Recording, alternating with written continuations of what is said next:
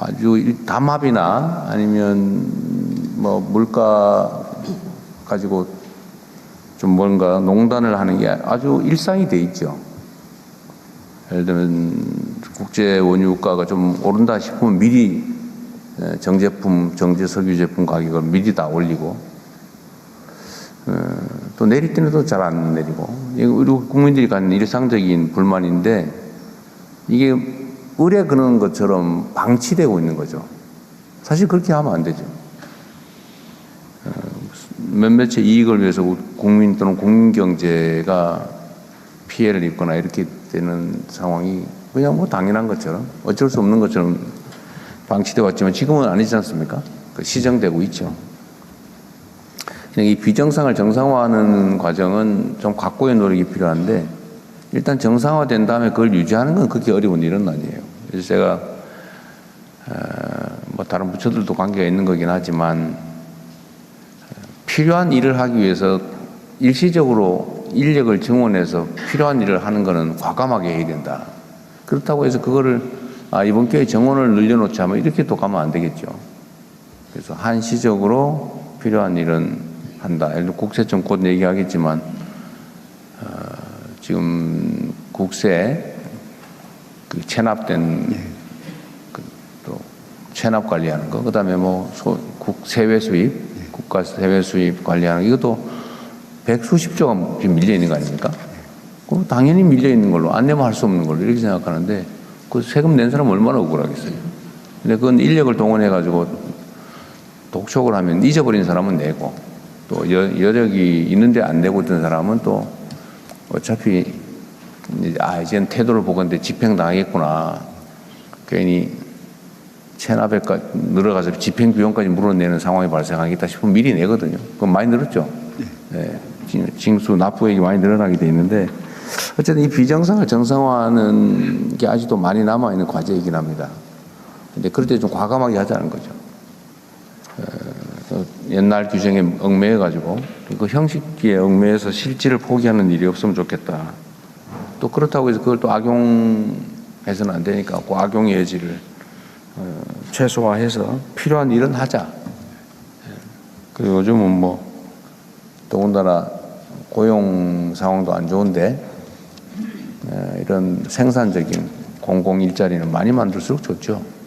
정리되고 나면 그때는 또 인력은 줄여나가면 되니까요.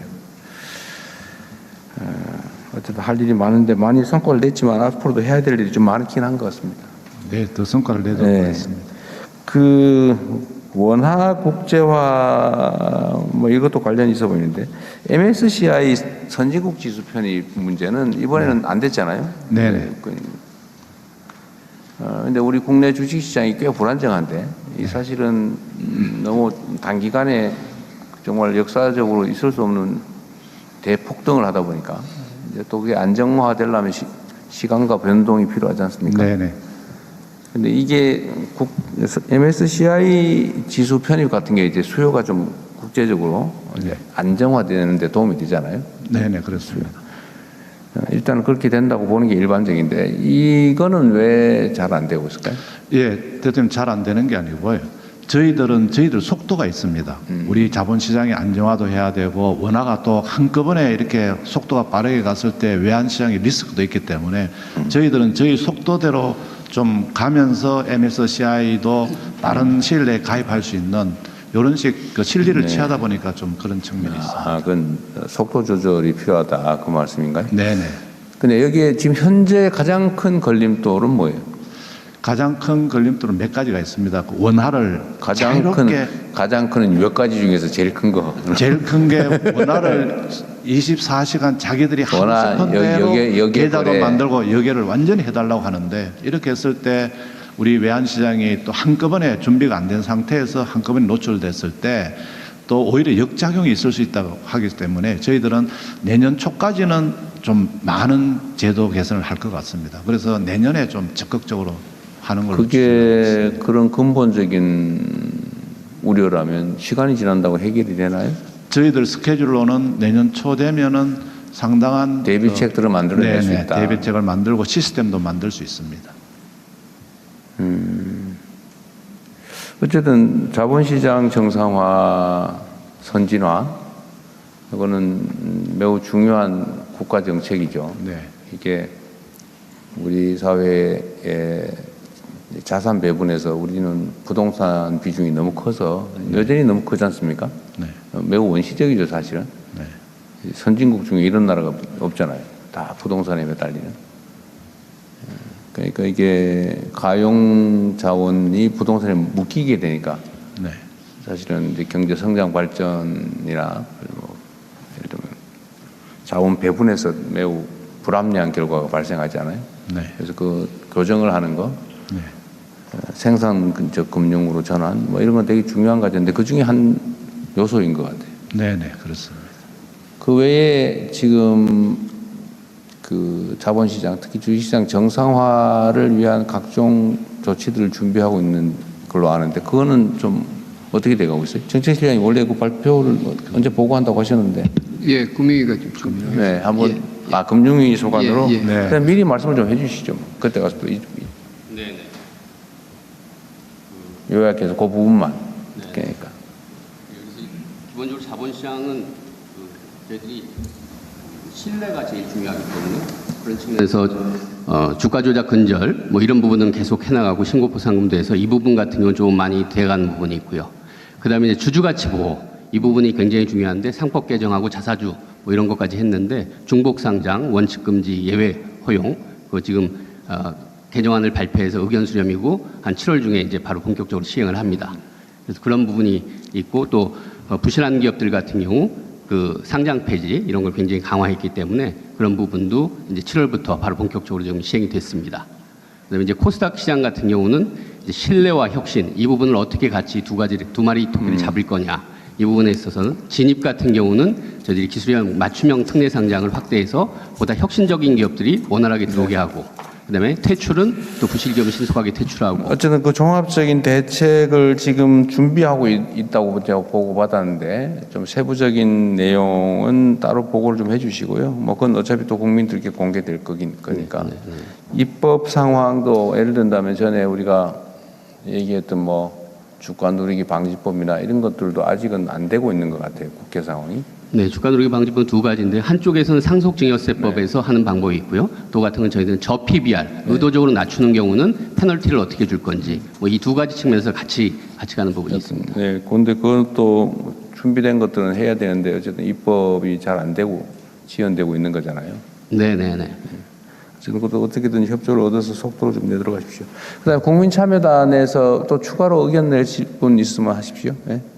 네, 저쪽 가급적이면 중요한 것 중심으로 이게 뭐 국정에 관한 거라서 정말로 엄청나게 분량이 많거든요. 하자면 끝이 없으니까 핵심적인 중요한 것 중심으로. 네, 발언 기회 감사드립니다. 그 국민참여단의 김성민입니다.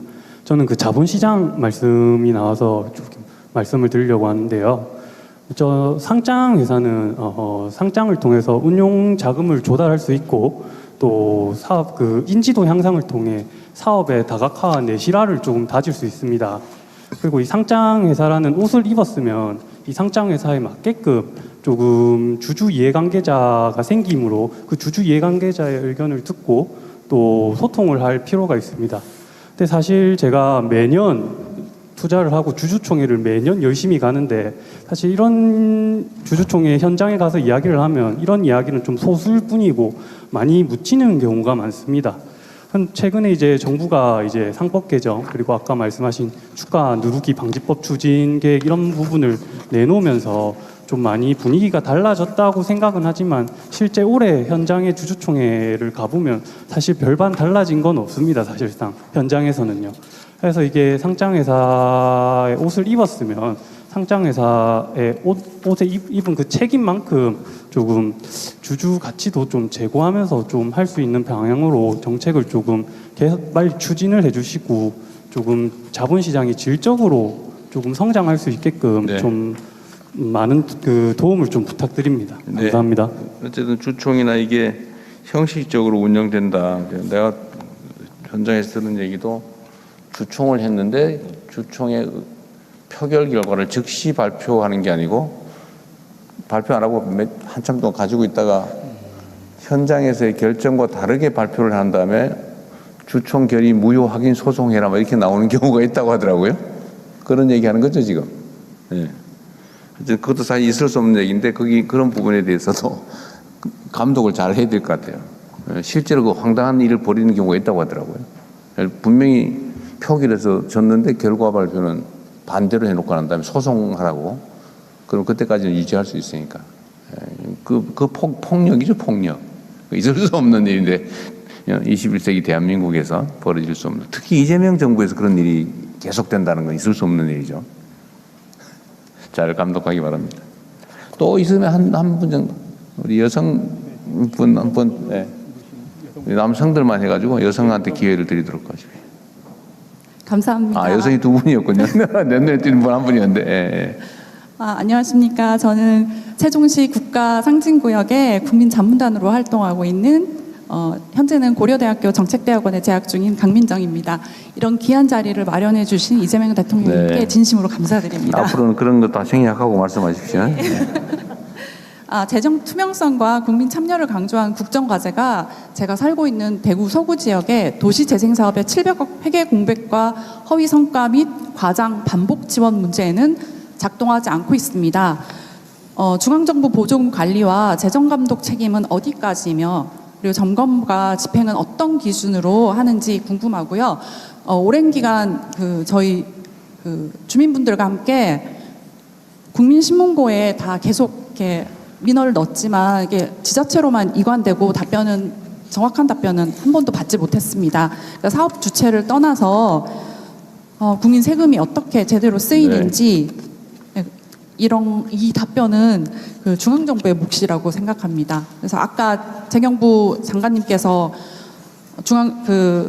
지방주도 성장이나 현장 소통 강화나 뭐 이런 좋은 정책들을 많이 말씀해 주셨는데요.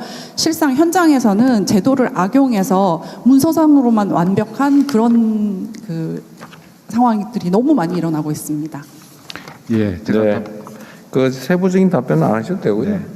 어쨌든 보조금 집행 감독 체계가 좀 불안정한 거 아니냐는 지적인데 개별 사안에 대해서 일일이 답하기는 어려울 거고 보조금 관리 시스템을 강화할 필요는 있어 보입니다. 감안하도록 하시죠. 그 일은 기획산체에서 담당하고 있습니다. 네. 네. 그럼 간단히 말씀하시고 하시죠. 그럼. 네, 이미 보조금 부정수급 관련해서는 근절 대책을 마련했고 사상 최대 지금 20배 이상으로 저희가 지금 투입을 해서 지금 재정정보원과 함께 전수조사를 거의 전수조사죠. 그러니까 민간 보조한 사업이 한 6,500건, 그다음에 지방 보조 사업이 한 6,700건 이렇게 해서 한 12,000건 이상을 제가 10월까지 지금 다 조사를 좀 하고 있는 상황입니다. 그래서 이렇게 저희가 하는 것과 함께 국민들도 주권자도 이제는 신고하면 파격적으로 보상을 해드리겠다라고 해서 저희가 관련된 지금 제도를 정비하고 있습니다. 그래서 저희가 신고 포상과 함께 제재 부과금과 관련된 시행령 또 법 개정 이런 것도 지금 서두르고 있는 상황이고요. 이미 부정수급과 관련된 이제 신고 센터를 지난 4월에 개설을 했습니다. 그래서 이것도 함께 저희가 이렇게 운영을 하고 있다는 말씀드리겠고, 특히 재정정보원이 함께하고 있는 이 나라 도움이라고 하는 시스템이 있거든요. 이게 이제 지방에 가는 보조금을 저희가 살펴볼 수 있는 시스템입니다. 이것을 고도화하는 작업을 저희가 함께 지금 추진하고 있습니다. 지금 말씀을 들으셨을 텐데 어쨌든 보조금 집행에 부정이 있다고 해서 누군가 신고해서 발각을 해내고 시정 조치를 통해서 환수를 하면 지금 우리 정부에서 정한 건 기본적으로 뭔가 부정행위를 신고한 경우에는 그로 인해서 환수 또는 이익을 얻게 된 몫의 30% 정도는 기본적으로 포상한다. 지금 이렇게 하고 있잖아요. 원래는 보조금 문제는 얼마 반환 명령 금액의 30%인데 이걸 저희가 대폭 늘려서 국고로 환수된 전액의 30%를 주겠다. 그렇죠. 최대 이렇게까지 제가 지금 환수된 전액에 시행령을 개정하는 거고요. 그거 신고 회사 차례 가지고 해도 되겠네요. 네, 그리고 저 제재 부과금도 제가 페널티도 더 세게 해야 되지 않겠습니까? 그래서 그 부분도 마찬가지로 현재 반환 보조금 총액이 5배 이내 있던 것을 8배 이내까지 올리는 걸로 이렇게 저희가 같이 지금 제도를 정비하고 있습니다. 하여튼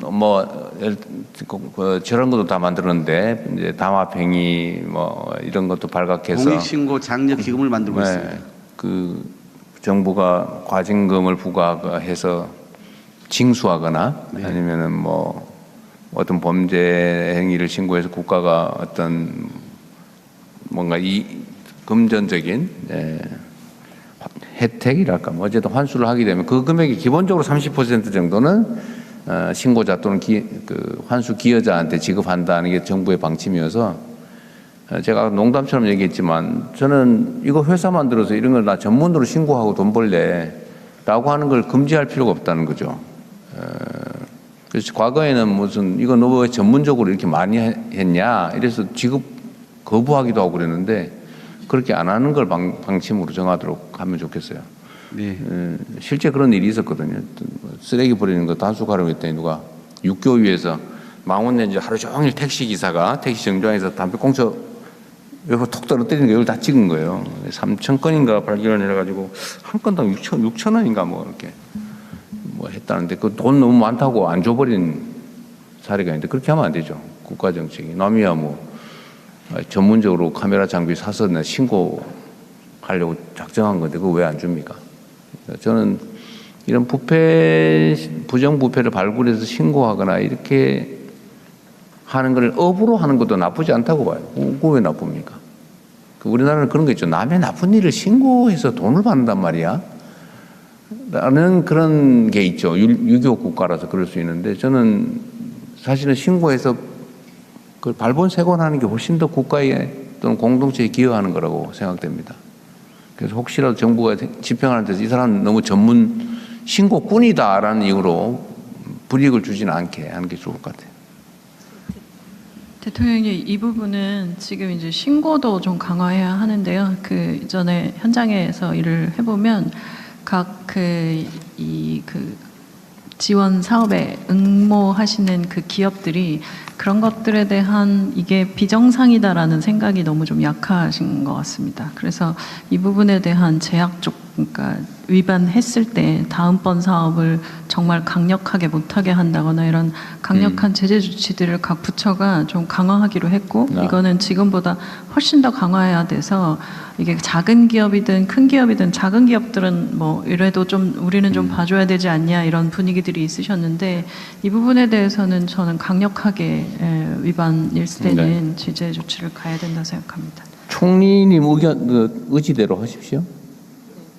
저도 사실 비슷한 생각인데 너무 온정적이에요. 예를 들면 이제 그게 실수인 경우는 그건 시정하면 되는데 악의적이거나 고의인 경우에 알면서도 한 수준을 넘어서 일부러 뭐 예를 들면 부정한 수급을 위해서 뭘 한다 그러면 아예 그 회사에는 아예 안 줘야 되는데 안 주거나 아니면 해산을 시켜버리든지 그게 주된 목적이었다 그러면 근데 사실 그런 제재가 좀 약한 건 사실이에요. 그것 뭐 감안해서 좀 추진하도록 하십시오. 너무 한 부처에 너무 오래 걸린 것 같은데 다음 부처로 대통령 그 부정수급 관련해서는요. 그냥 지나가니까 섭섭해요. 네, 진짜 하나 재경부가 혁신을 하고 있습니다. 야, 그래. 지금 어떻게 하냐면은 지금 시범을 하고 있는데 코인으로 줍니다. CBDC로. 그래서 이 코인을 주게 되면 코인에다가 속성을 다 넣습니다. 그러면은 이게 그냥 뭐 신고자가 아마 회사 차리면 망할 것 같아서 제가 미리 말씀드립니다. 디지털 화폐로, 보조금에 대해서는 좀 지급하겠다. 하겠습니다. 그러면 네. 그 금액의 흐름 전체를 다 추적할 수 있다 그 말이죠. 네. 잘하셨습니다. 실제로 어떻게 되나 빨리 해보십시오. 다음 어디가 보고하기로 했어요? 국세청 간략하게 하십시오. 지금 꽤 많죠. 이렇게 나누면 엄청나게 많아질 것 같으니까 간단하게 합시다. 국세청 뭐 아주 잘하고 있어서 지적할 게 별로 없어요. 보고 드리겠습니다. 네. 국민주권정부 국세청은 나라 재정을 든든하게 하고 사회 전반에 공정, 조세정의의 가치를 바로 세워 대한민국 대도약을 위한 토대를 마련하겠습니다. 먼저 국민 1만 명과 함께 130조 원 규모 체납의 실태를 확인하겠습니다.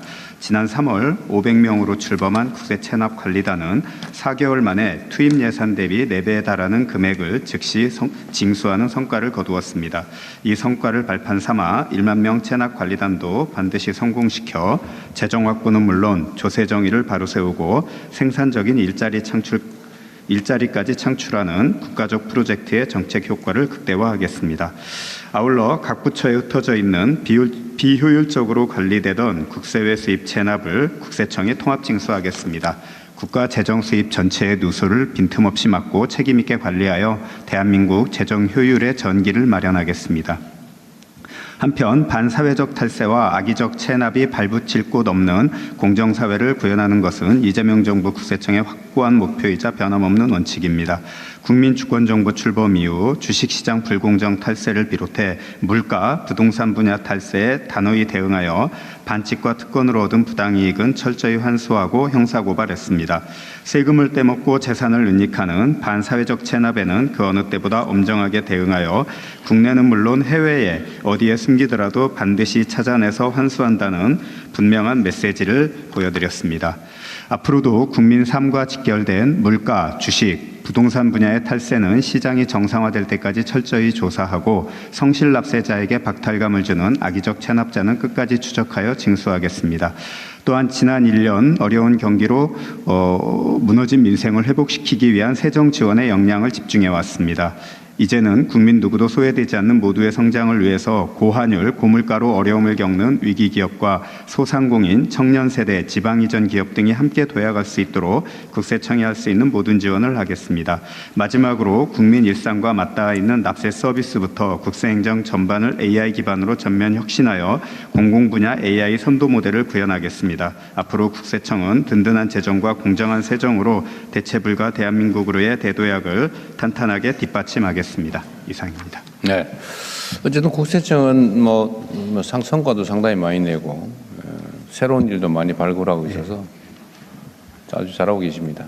총리님 말씀 있으시면 하시고 없으시면 혹시 참여단에서 이거 지적해야 되겠다, 이거 문제다 이런 생각 드는 거 있으면 없으면 넘어가도록 하겠습니다. 없을 것 같아요. 아까 대통령님 말씀하신 것 중에요. 그 세외 수입 관련해서 우리가 이제 금액이 비교적 적은 경찰청 과태료부터 시작을 하는데 저희가 6월 30일 날 그 과태료 체납자들에 대해서 톡을 보냈습니다. 7월 1일부터는 국세청에서 관리합니다 하고 톡을 보냈는데 그것만으로 과태료 납부가 폭주를 해서 그날 경찰청 아마 서버가 거의 다운됐을 정도로 그래서 평일날 과태료 체납이 12억 원 정도 들어오는데 그날 하루만 38억 원이 들어왔습니다. 그래서 이 제도가 정착이 된다면 재정 누수 막고 경찰청은 본연의 치안 업무에 집중할 수 있을 것 같습니다. 그게 실제로 이제 정부 행정을 사실 안 하고 방치했던 부분이잖아요. 그렇습니다. 세외 수입이든. 근데 이건 문화인데 세금을 떼먹거나 아니면 안 내는 사람을 보니까 두 종류예요. 알면서 일부러 떼먹는 사람. 요 사람들은 계속 누적돼 있어요. 예. 그러니까 지금 숫자가 지금 국세 체납자가 몇 명쯤 됩니까? 국세 체납자는 한 130만 명 정도 130만 명 정도죠. 근데 세외 수입 체납 이런 걸 해보니까 거의 인구수와 비슷한데 왜 그러냐 하면 똑같은 사람이 계속 반복적으로 안 내는 거예요. 왜 그러냐 하면 정부가 실제로는 그냥 등록만 해놓고 관리를 안 하거든요. 그걸 아는 사람들이 있습니다. 이제 오늘 제가 이 말을 하면서 그런가? 이렇게 생각하고 나도 이제 떼먹어 봐야지 이렇게 생각하시면 안 됩니다. 네, 아는 사람들이 있어요. 장부상으로만 해놓고 실제 관리를 안 했거든요. 그러니까 똑같은 사람이 다 위반하고 있는 거예요. 이런 유형이 하나 있고 실제로 능력이 안 돼서 내는 사람도 있고 잊어버린 사람들이 꽤 많습니다. 기억을 못해. 자기가 위반하고 있는지 안 내고 있는지 모르는 사람이 많아요. 근데 그런 경우는 알려주면 내죠. 그러니까 사실 알려줘서 몰라서 낸 사람, 이제는 진짜 관리를 하는구나. 국세청, 임광현 성질 이상한 사람이 드디어 이렇게 생각하면 이제 내는 거죠. 미루면 만큼 손해니까. 그래서 이게 국가의 신뢰에 관한 문제다, 이게. 국민으로서 해야 될 일은 당연히 해야 된다. 안 하면 거기서 얻는 편익 이상의 손실이 발생한다고 해야 국가가 정상적으로 돌아가거든요.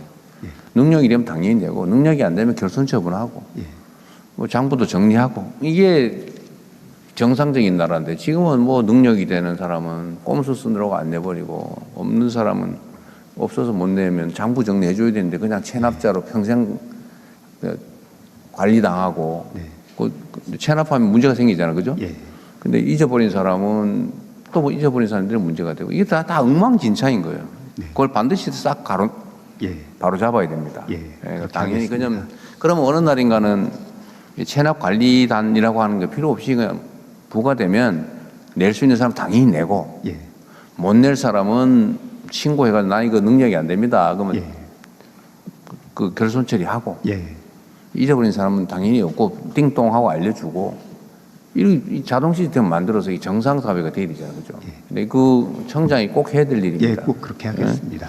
그리고 지금 체납관리단은 10,000명 정도 뽑아놨다는데 그 인건비보다 몇 배 나오죠, 지금?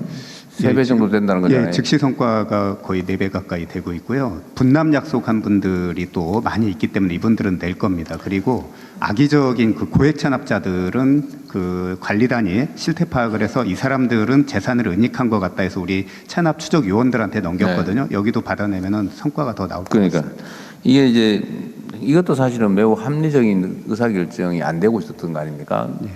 인력 동원해가지고 뭐 독촉을 하든지 고지를 해서 알려주든지 했으면 인건비 이상의 세외 수입 징수 세금이 생기고 고용도 하고 일자리도 생기고 다 좋은 일인데 이거 왜 안 하냐고요. 그래서 이거는 필요하면 인력 지금 10,000명인데 더 늘려도 돼요. 물론 이 사람들이 평생 이제 세무 공무원 되는 건 아니니까. 그렇습니다. 이제 업무가 줄어들고 다 정리되면은 다시 일상으로 돌아갈 텐데 그 사이에는 최대한 인력을 늘려서 해야죠. 모두에게 좋은 일 아닙니까? 아까 일석오조 써놨던데. 그렇게 하시고요. 속도를 좀 내서 세금 떼먹으면 안 되는구나. 이 생각 들게 해야지. 다음 기관으로 넘어가죠. 그리고 저기 지금 의견을 인터넷상으로 내시는 분들은요, 정부에서 다 기록해가지고 그냥 뭐 그 재미로 하는 격려 이런 거는 안 해도 되지만 의견 또는 지적으로 가치가 있는 건 다 기록해서 각 부처에 다 나눠주고 조치하도록 하시고요. 그 기록도 다 남기도록 하십시오. 다 이게 중요한 의견이잖아요. 국민의 의견이니까 다 참고하면 도움이 됩니다. 국정에. 그렇게 하겠습니다. 다 기록해서. 그리고 중요한 거는 필요할 때 누가 관리하고 있어요? 어디 담당? 거기서 관리하고. 마지막에 하실래? 그러십시오.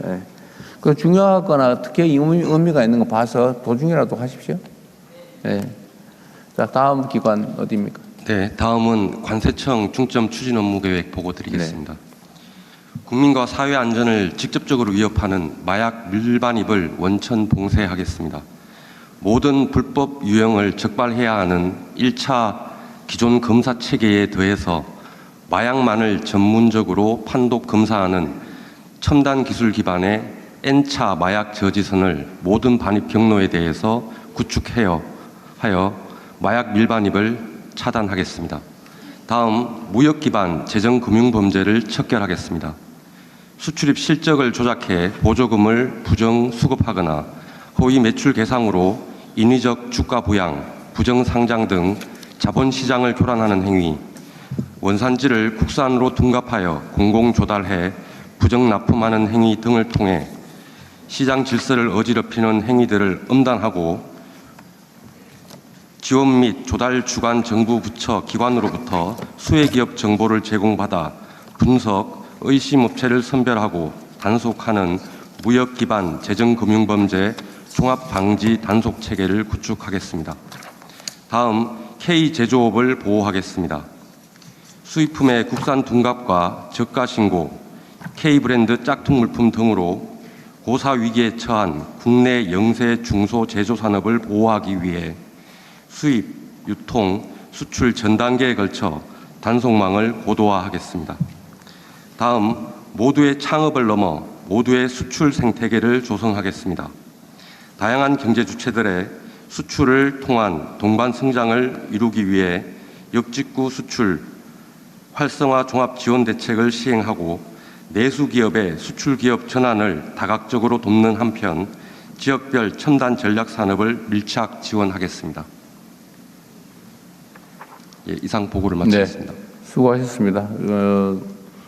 관세청이 해야 될 일이 여러 가지가 있지만 하여튼 마약이나 이런 불법 수출입에 대한 단속 업무도 철저하게 좀 하시도록 하십시오. 네, 다음 기관. 네, 조달청 보고 드리겠습니다. 하반기 조달청은 공급 구매력을 전략적으로 활용해서 경제 대도약을 뒷받침하는 역점을 두겠습니다. 먼저 혁신 조달 성과 창출을 가속화하겠습니다. 현재 추진 중인 권역별 특화 전략 산업과 연계해서 지방정부 스카우터를 지정을 해서 혁신 제품을 집중 발굴하고 이런 혁신 제품의 해외 실증 사업을 중심으로 해서 유엔 등 국제기구 조달 시장을 진출을 적극 지원하겠습니다.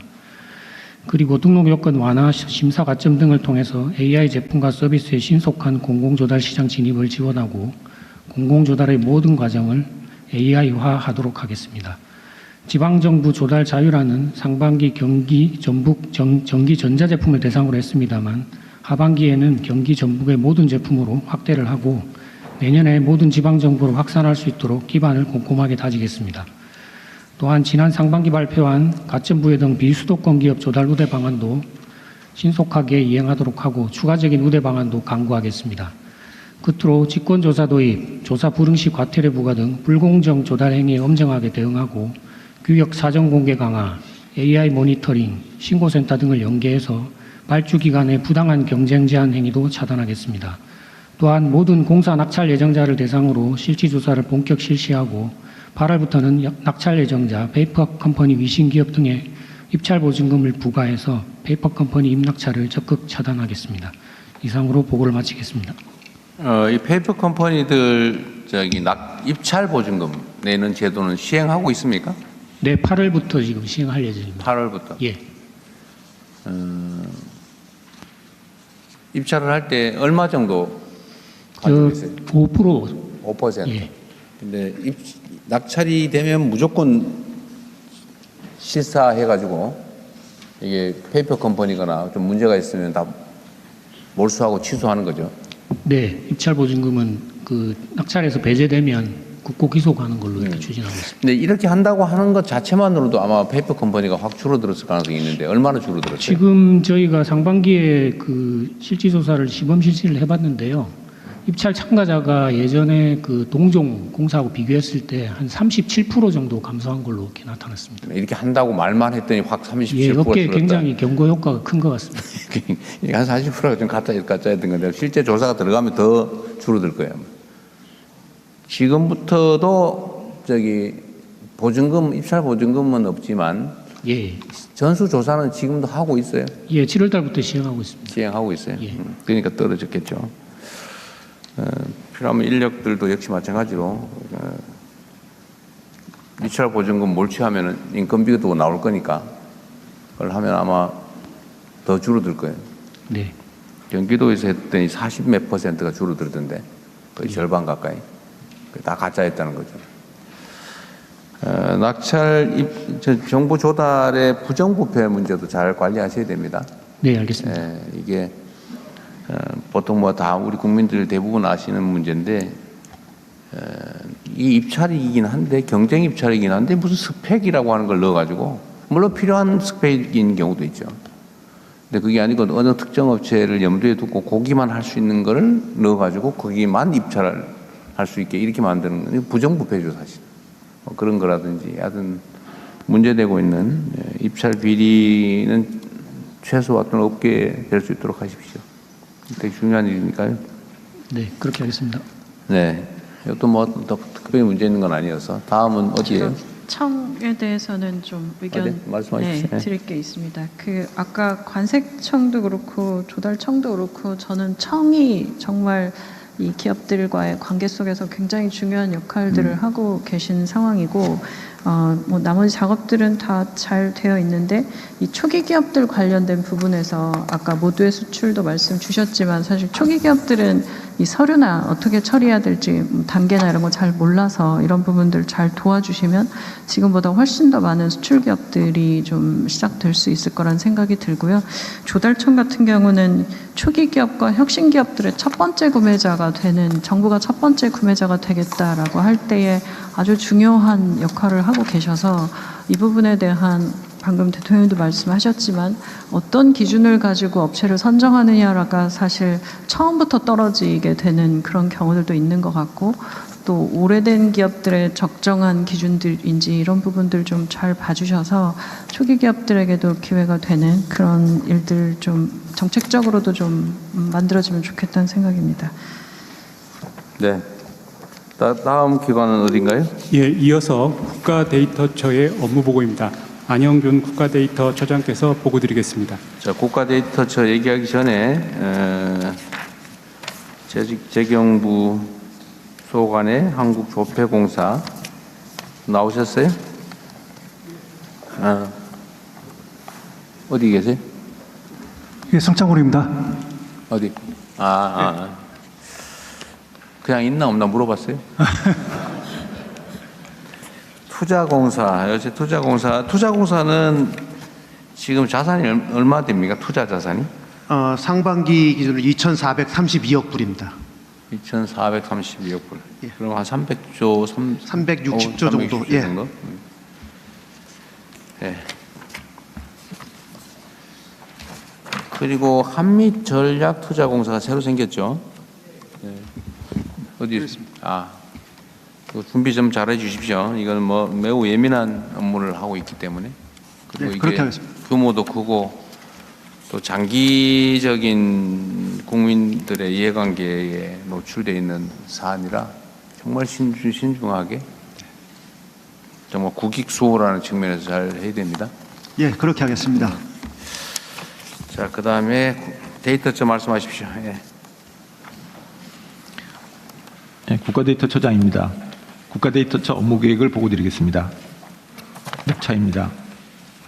먼저 동영상을 통해 국민들의 목소리를 들으시겠습니다. 국민의 삶, 데이터로 업! 안녕하세요. 국가데이터처 리포터 보통씨입니다. 국가데이터처는 상반기 동안 데이터 기반의 초석을 단단히 다져왔는데요. 하반기에는 이 성과를 바탕으로 국민의 목소리를 담아 더 큰 변화를 만들어가려 합니다. 지금 바로 국민의 목소리를 들어보겠습니다. 국가데이터처에 바란다! 우리나라는 AI 레디 데이터가 부족한 상황입니다. 다행히 고품질 데이터 선별만으로 특화형 AI 성능 향상이 가능하다고 합니다. 이러한 데이터 관리 체계가 만들어지면 부처별 AI 모델 구축에 도움이 될 것 같습니다.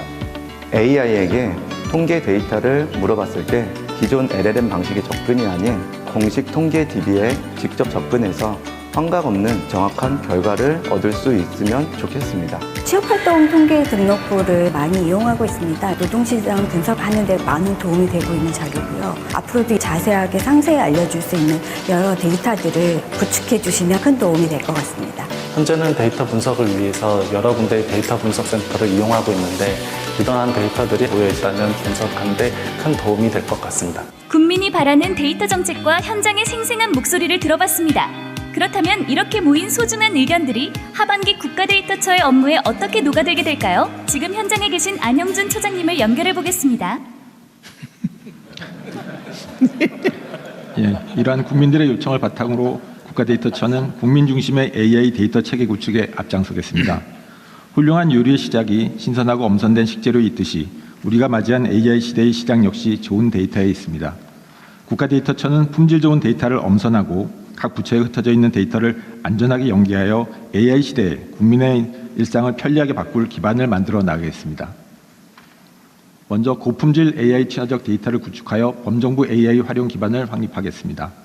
각 부처가 보유한 정책 자료를 AI가 읽을 수 있는 양질의 DB로 구축해서 모두의 AI를 지원하는 자산으로 관리할 수 있도록 지원하겠습니다. 데이터의 경쟁력이 AI 성능을 좌우합니다. AI의 효능을 최대한 발휘할 수 있도록 품질 관리 등 과학적 데이터 관리 원칙을 마련해서 확산해 나가겠습니다. 통계를 포함한 수치는 범용 AI가 직접 활용하기에 어려움이 있습니다. AI가 공식 통계 데이터에 기반해 정확하게 답변할 수 있도록 핵심 국가 통계를 대상으로 AI 친화적 메타데이터를 만들어 서비스하겠습니다. 부처 간 장벽을 허물고 흩어져 있는 데이터를 안전하게 연계 활용함으로써 국가 경쟁적 도약의 기반을 만들겠습니다. 국가데이터 기본법 제정을 조속히 완료하여 국가데이터의 연계 활용 활성화를 위한 법적 기반을 만들고 품질 관리 체계도 갖추어 나가겠습니다.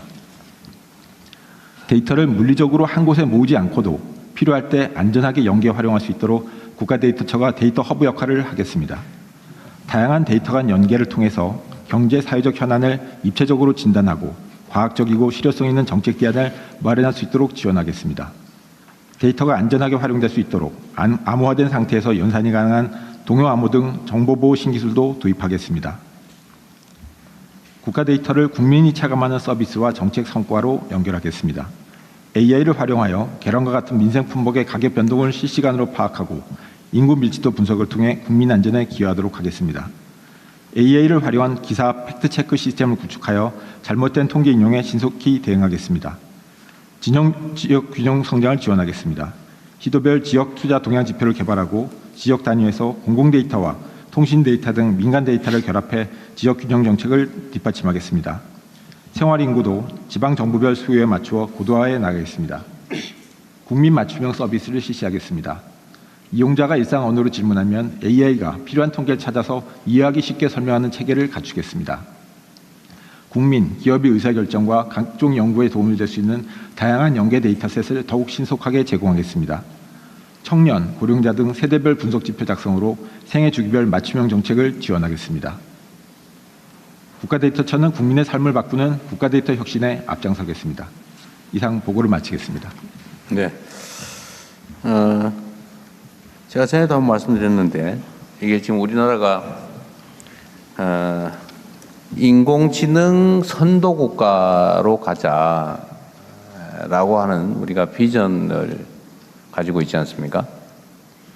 근데 인공지능 사회의 가장 핵심적인 뭐라고 그럴까? 원료라고 그럴까? 그 데이터 아닙니까? 그렇습니다. 기술이 아무리 좋아도 데이터가 없으면 아무것도 못하죠.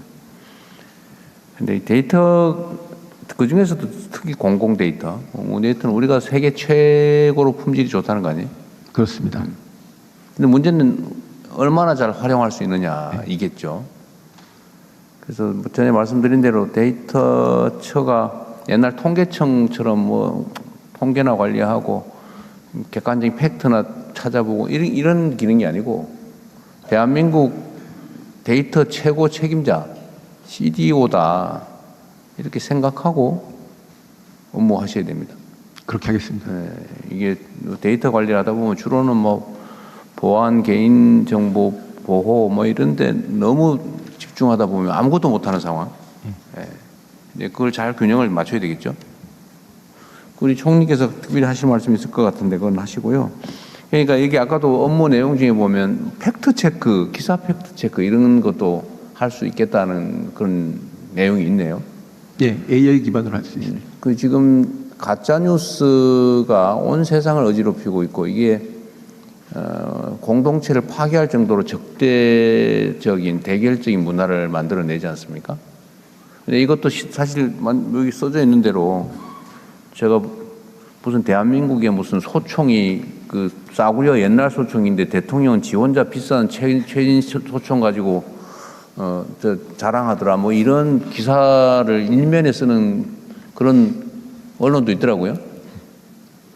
근데 그런 건 사실은 즉시 예를 들면 지금 대한민국 국군 17만 명한테 지급돼 있는 거의 보편화된 총기인데 그런 엉터리 기사를 써서 이렇게 정부를 공격하는 그런 일들도 사실 즉각 팩트 체크가 가능하다면 안 생겼겠죠. 근데 이렇게 영향이 있는 가짜를 즉각 그러니까 분석하고 팩트에 기반해서 반론하고 하는 것도 시스템적으로 할 수 있을 것 같아요. 꼭 사람이 아니고. 저희가 지금 내부에서 AI 기반으로 POC를 하고 있고요. 내년에 바로 시스템으로 구축하게 계획이 있습니다. 그리고 이게 뭐 그런 거대 언론사 하나의 문제이기도 하지만 이게 예를 들면 유튜브든지 뭐 온 동네에서 그런 일이 벌어지잖아요. 근데 그런 것들도 사실은 실시간 팩트에 기반해서 반론하고 정리하는 것도 충분히 할 수 있는 일인 것 같아요. 그죠? 예, 그렇습니다. 그래서 이 데이터처의 역할이 그런 뭐 사회 질서 훼손에 대응하는 것도 있겠고, 또 산업 현장에 필요한 원료를 제공하는 그런 측면도 있겠고. 그리고 우리가 어제도 그 얘기했는데, 이렇게 민원이 연간 1,200만 건이 국민권익위에만 오는 것도 그 정도 된다. 기타 등등 하면 2천만 건이 넘을 것 같은데.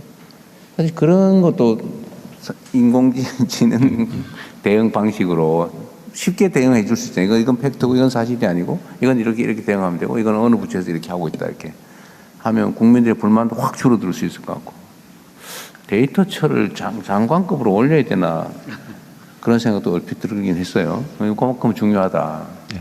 그리고 이런 기존에 어떤 사람도 할 수 없는 새로운 영역이어서 그래서 데이터처의 역할이 그래서 특별한 의미가 있습니다. 어디 관행에 의존하거나 다른 나라 사례에 의지하거나 그러면 안 되고 우리가 첫 길을 낸다 이렇게 생각하고 모범적인 사례를 끊임없이 발굴하고 만들어내야죠. 그렇게 하겠습니다. 네, 지금 제가 사실 드리고 싶었던 말씀 딱 주셨는데요. 이게 우리가 AI 시대 그리고 뭐 데이터가 중요해 이렇게 얘기하는데 사실 조직의 위상이나 조직의 예산이나 구조나 이런 부분들이 뒷받침되지 않으면 그런 일들을 좀 속도감 있게 할 수 있을까 이런 생각들이 들고, 그리고 각 부처에 있는 정보원이 있습니다. 이 데이터를 직접 다루고 있는 고용정보원, 뭐 복지정보원 이런 곳들이 많은데 거기 있는 데이터들이 또 잘 연결돼도 이게 굉장히 의미 있는 일들이 될 것 같아서 일단 데이터처를 첫 번째 업무보고로 별도로 좀 받고 하실 부분들이랑 이런 얘기를 좀 나눴습니다. 그래서 이 부분들은 좀 정리되면서 더 말씀드려야 되지 않을까 싶습니다. 실제로 대한민국 공무원들이 하는 여러 일들은 되게 이제 규범적이죠. 루틴하고 규범적인데 이게 사실은 그 인공지능이 대응하기 가장 좋은 영역의 일이기도 해요. 그래서 총리께서 각별히 관심 가진 영역이기도 하니까 데이터처 역할을 좀 더 강화하도록 하시죠.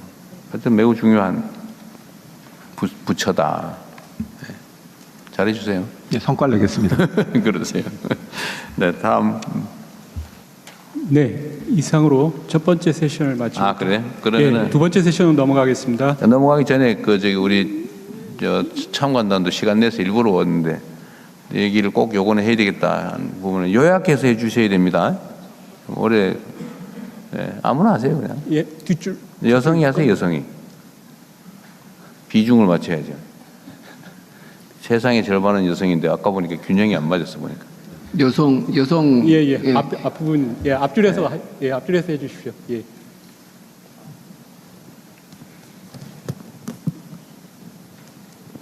안녕하십니까.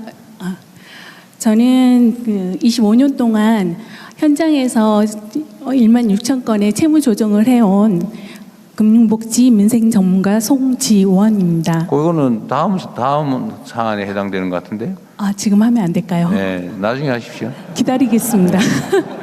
네, 지금까지 한 거에 대한 의견.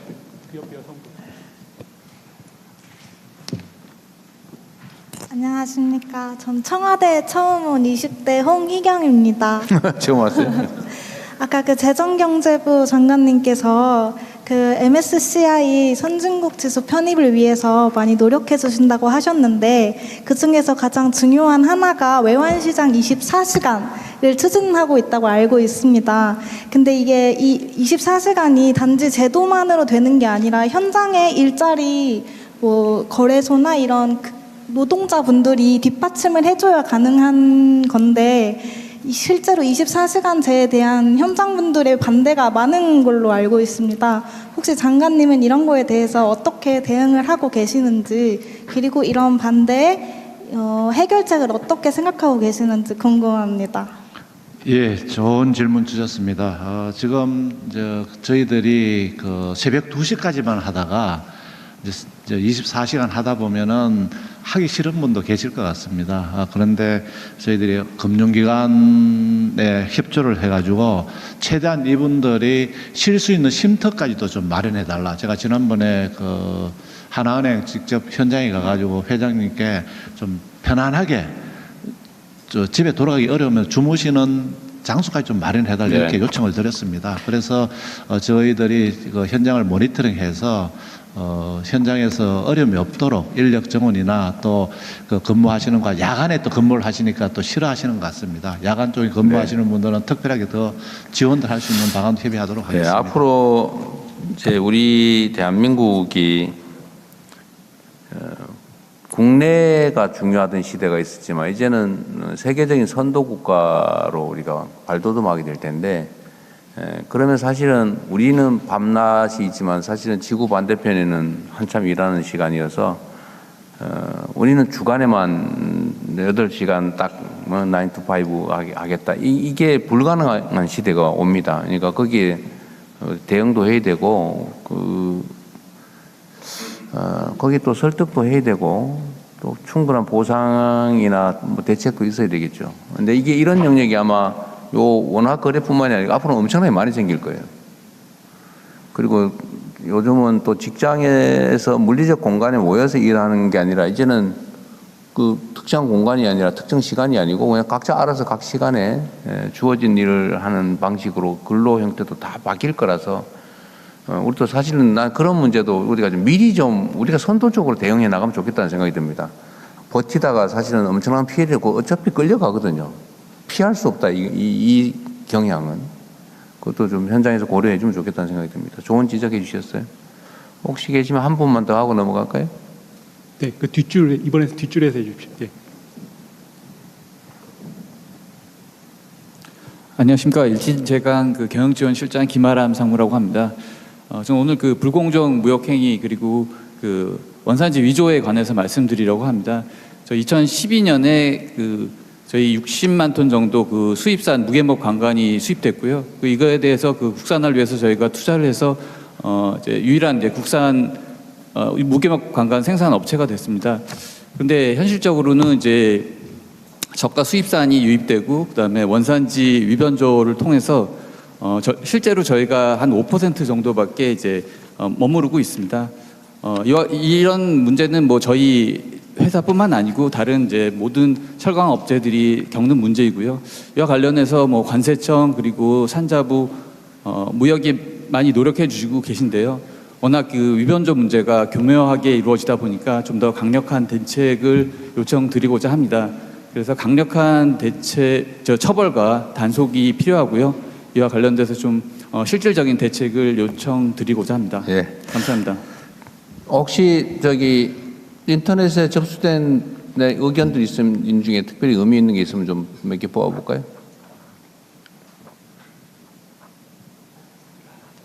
누가 하고 있는데요?